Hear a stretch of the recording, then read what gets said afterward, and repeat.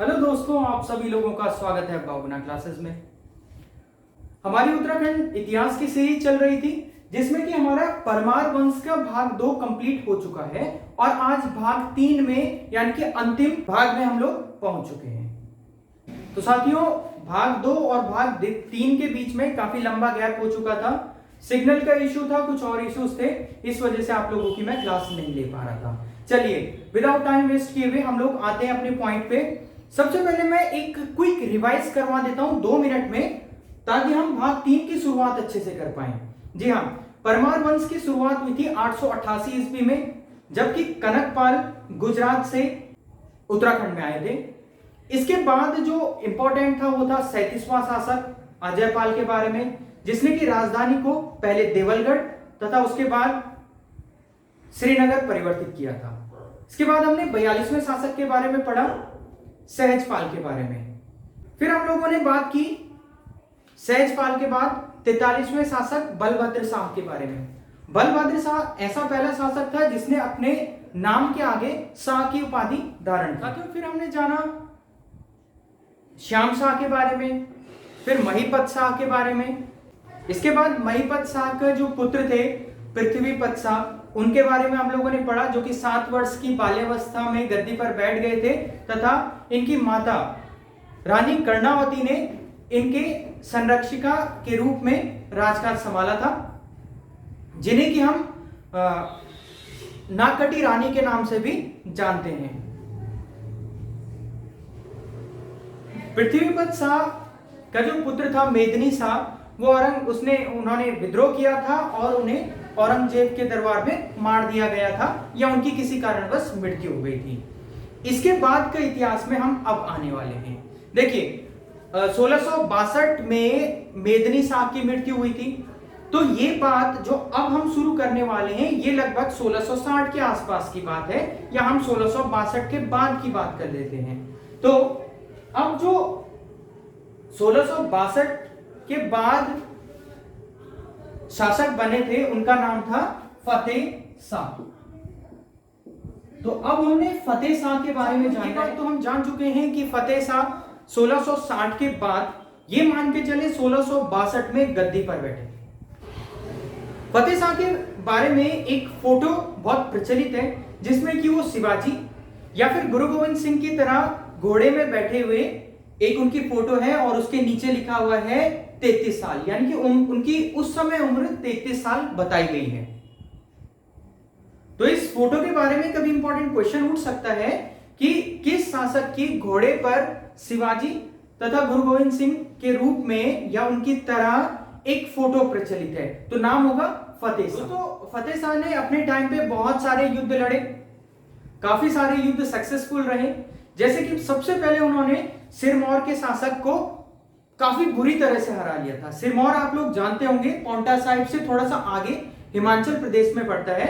तो सिरमौर के शासक को उन्होंने हरा दिया था तथा पांवटा का पूरा क्षेत्र अपने राज्य में शामिल कर लिया था। इससे घबराकर सिरमौर के शासक ने गुरु गोविंद सिंह जी को संपर्क किया। ये गुरु गोविंद सिंह जी का टाइम था।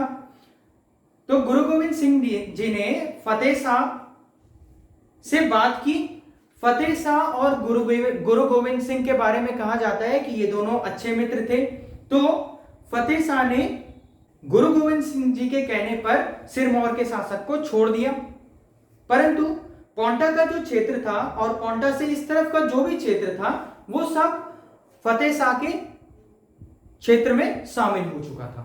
इसके बाद यह कहा जाता है कि जो गुरु गोविंद सिंह जी थे वो पांवटा साहिब में कुछ समय के लिए आकर बसे तथा शेर का शिकार उन्होंने किया।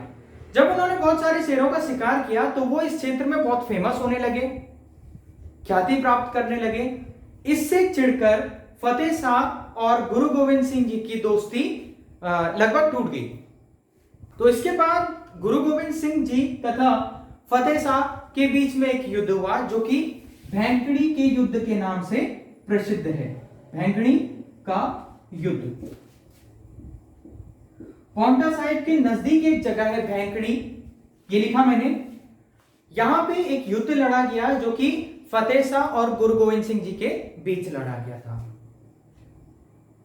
तो इस युद्ध के बारे में बहुत जल्दी किसी एग्जाम में पूछे जाने वाला है कि भैंकड़ी का युद्ध किन के बीच हुआ था। तो फतेह शाह और गुरु गोविंद सिंह जी के बीच हुआ था। तो इस युद्ध का क्या निर्णय निकला?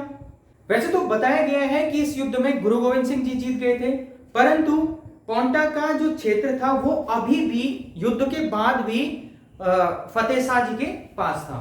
तो इन सब बातों से यह निर्णय निकाला गया कि यह एक निर्णायक युद्ध नहीं था, मतलब इसमें किसी की जीत और किसी की हार नहीं हुई थी।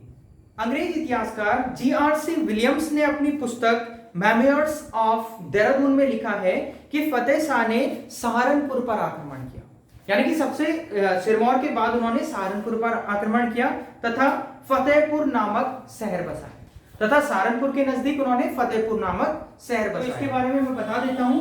जीआरसी विलियम्स ने अपनी पुस्तक मेमोयर्स ऑफ देहरादून नामक पुस्तक में उन्होंने इस बात को बताया कि फतेह शाह ने सहारनपुर पर आक्रमण किया था तथा वहां पर फतेहपुर नामक एक शहर बसाया था। तो ये भी हमारे लिए इंपॉर्टेंट होने वाला है। ये सभी अभी मैं आपको समझा रहा हूं, इसके बाद आपको प्रॉपर नोट्स में प्रोवाइड करवा दूंगा। कहा जाता है कि फतेहपुर के दरबार में सम्राट अकबर की भांति 9 रत्न थे। ये जो सभी रत्न थे वो गढ़वाली ब्राह्मण। इंपॉर्टेंट बात जानने वाली है, श्री जटाधर या जटाशंकर द्वारा रचित फतेह शाह कर्ण ग्रंथ, यह हमारे लिए बहुत इंपॉर्टेंट होने वाला है। आज भी देवप्रयाग के पंडित चक्रधर शास्त्री के वेदशाला पुस्तक में उपस्थित है। तो फतेह शाह के बारे में जितनी पुस्तकें लिखी गई हैं उनमें एक महत्वपूर्ण ग्रंथ ये भी है, श्री जटाधर या जटाशंकर। यहां पे मैं नाम लिख लेता हूं, श्री जटाधर या जटाशंकर। इन्होंने एक ग्रंथ लिखा था, एक पुस्तक लिखी थी जिसका नाम है फतेह शाह कर्ण ग्रंथ। फतेह शाह कर्ण ग्रंथ ये आज भी देवप्रयाग के पंडित चक्रधर शास्त्री की वेदशाला पुस्तकालय में उपस्थित है।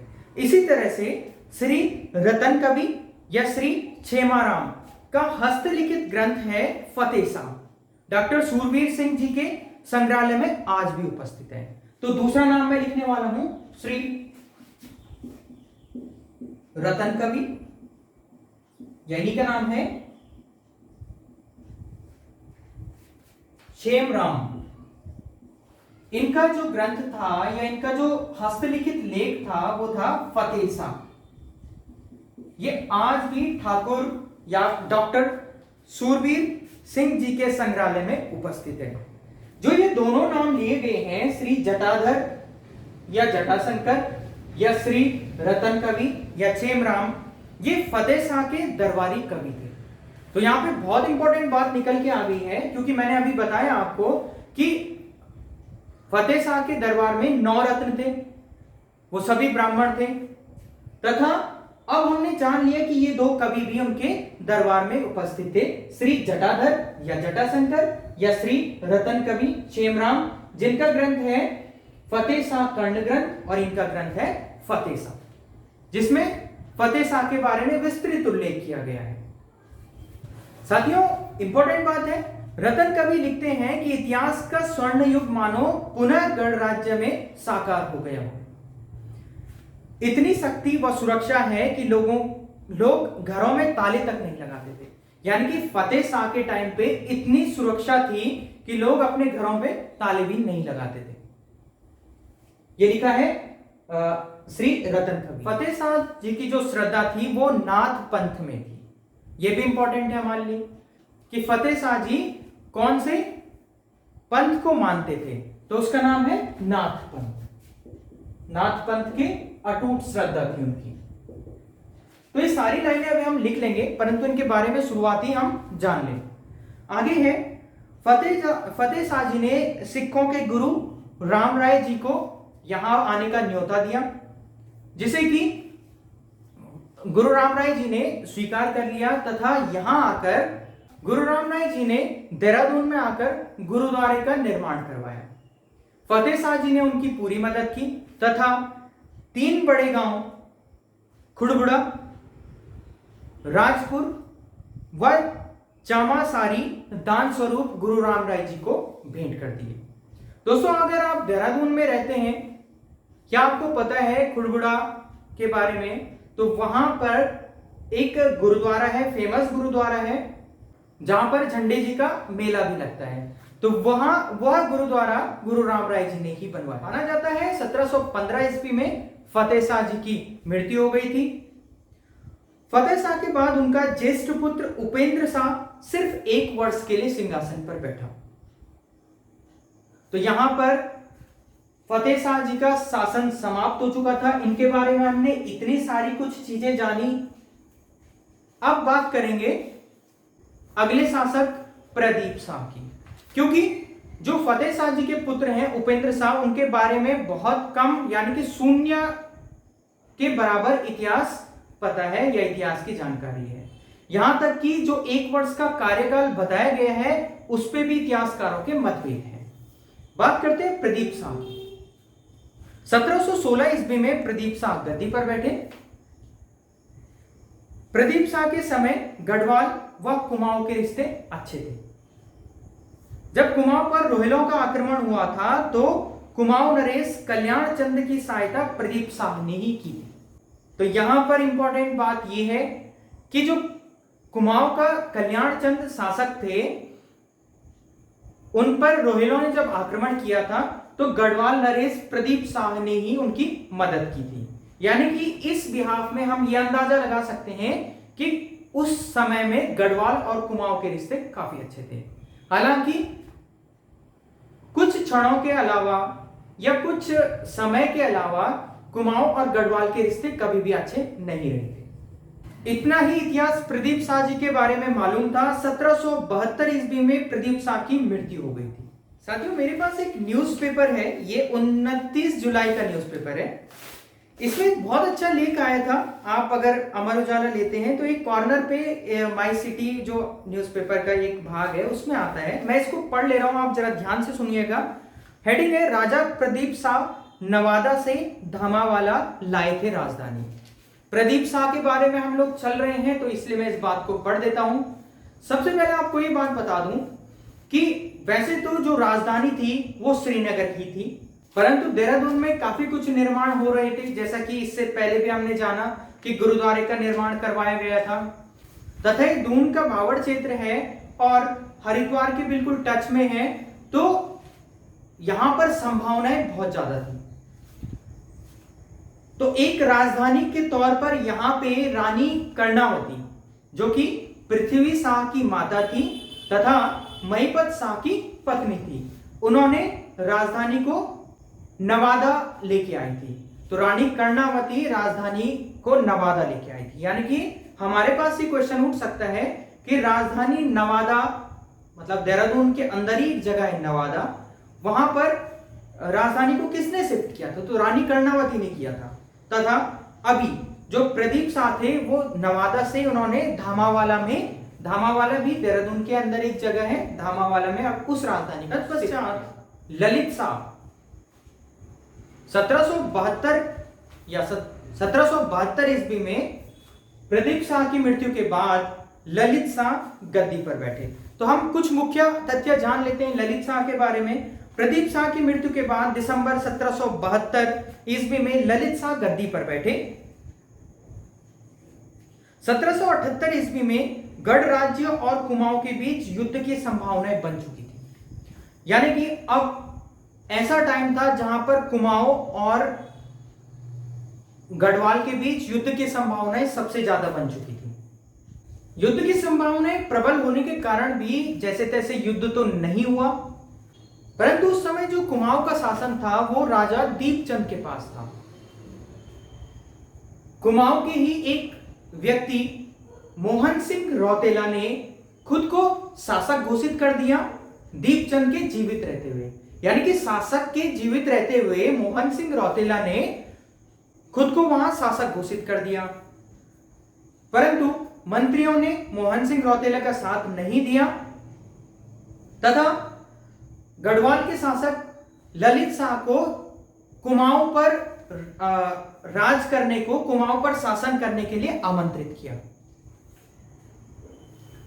ललित शाह ने आमंत्रण स्वीकार किया तथा कुमाऊं पर आक्रमण कर दिया। कुमाऊं पर आक्रमण करने के बाद जिसने अपने को शासक कहा था मोहन सिंह रौतेला ने, वो वहां से भाग गया तथा ललित शाह ने अपने दूसरे पुत्र प्रद्युमन शाह को वहां पर राज करने के लिए रोक दिया, यानी कि प्रद्युमन शाह को कुमाऊं का शासक बना दिया गया। अब आप समझ सकते हैं कि गढ़वाल का राज कितना सारा फैल चुका था, क्योंकि ललित शाह का ही पुत्र प्रद्युमन शाह कुमाऊं पर भी राज करने लगा। प्रद्युमन शाह ने खुद को दीपचंद जो शासक था उसका दत्तक पुत्र कहा तथा प्रद्युमन चंद के नाम से वहां पर शासन करना शुरू कर दिया। तो कुमाऊं की जीत, ये जो कुमाऊं पर आक्रमण था उसकी जीत से जब ललित शाह वापस आ रहे थे तो 1780 ईस्वी में मलेरिया की वजह से रास्ते में ही उनकी मृत्यु हो गई थी। अब जो गढ़वाल का शासन था उस पर भी प्रद्युमन शाह वहां से राज कर रहे थे और मतलब गढ़वाल में कोई शासक नहीं था, परंतु वहां पर प्रद्युमन चंद नाम से शासन चल रहा था, प्रद्युमन शाह। ललित शाह की मृत्यु के बाद ललित शाह के 4 पुत्र थे।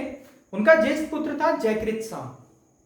1780 ईस्वी में ललित शाह का ज्येष्ठ पुत्र जयकृत शाह गद्दी पर बैठा तथा 6 साल 1780 से 1786 तक गढ़वाल क्षेत्र में राज किया। प्रद्युमन शाह जयकृत शाह का सौतेला भाई था तथा दोनों के बीच हमेशा बैर बना रहता था। इन्हीं वजहों से प्रद्युमन शाह ने कई बार श्रीनगर पर आक्रमण किया तथा राजधानी को लूटा। यानी कि अब दोनों भाई एक गढ़वाल में एक कुमाऊं में शासन कर रहे थे, परंतु एक दूसरे पर आक्रमण कर रहे थे। 1786 ईस्वी में देवप्रयाग के रघुनाथ मंदिर में जयकृत शाह की मृत्यु हो गई। तो अब बारी थी प्रद्युमन शाह की, क्योंकि पूरा जो राजकाज था वो अब प्रद्युमन शाह ने ही देखना था। तो जयकृत शाह की मृत्यु के बाद प्रद्युमन शाह को गढ़वाल क्षेत्र तथा कुमाऊं क्षेत्र दोनों का शासक घोषित कर दिया गया। ऐसी घोषणा के बाद प्रद्युमन शाह का अनुज यानी कि उसका छोटा भाई पराक्रम शाह उनसे नाराज हो गया तथा विरोध करने लगा। प्रद्युमन शाह गढ़वाल में आकर राज करने लगे तथा कुमाऊं पर हर्षदेव जोशी जो कि प्रद्युमन शाह के टाइम पे प्रधानमंत्री थे, उनको वहां पर राज करने के लिए भेज दिया गया। यानी कि वहां पर भी प्रद्युमन शाह का ही शासन था, परंतु हर्षदेव जोशी जो थे वहां पर राजकाज संभाल रहे थे। इस बात से खिन्न होकर कई बार पराक्रम शाह ने प्रद्युमन शाह का विरोध किया तथा कुमाऊं पर आक्रमण किया।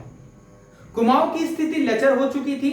इसका फायदा नेपाली यानी कि गोरखा शासकों ने उठाया तथा 1790 में कुमाऊं क्षेत्र पर आक्रमण किया तथा उसे विजित कर लिया।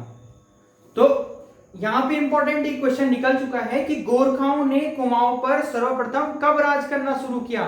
तो 1790 ईस्वी में गोरखाओं ने कुमाऊं पर आक्रमण किया तथा उस क्षेत्र को विजित कर लिया, जीत लिया। सन 1791 यानी कि 1 साल के तुरंत बाद उन्होंने गढ़वाल क्षेत्र पर भी आक्रमण किया, परंतु गढ़वाल क्षेत्र की स्थिति काफी मजबूत थी। राजा प्रद्युमन शाह ने गोरखाओं को भगाया और उनके पास सिर्फ कुमाऊं का ही क्षेत्र। इसी बीच संवत